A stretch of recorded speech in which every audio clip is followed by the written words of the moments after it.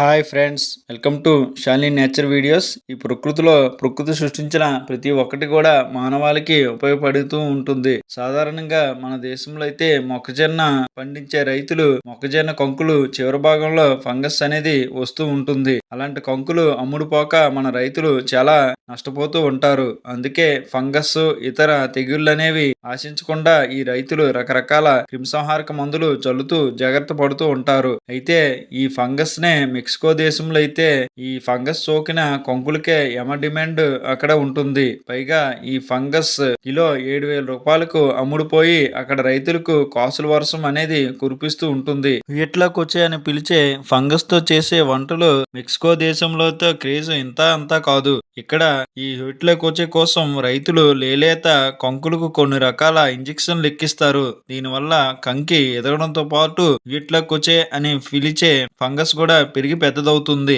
ఈ ఫంగస్ అనేది ఆనపకాయ లేదా సొరకాయ గింజలను పోలి ఉండి ఈ ఫంగస్ యొక్క రుచి అమోఘం అని అక్కడ మెక్సికో వాసులు అంటున్నారు. ఓకే ఫ్రెండ్స్, ఈ వీడియో మీకు నచ్చింది అనుకుంటున్నాను. నచ్చితే లైక్, కామెంట్, షేర్ చేసి మా యూట్యూబ్ ఛానల్ని సబ్స్క్రైబ్ చేసుకోండి friends. Okay friends, thank you all.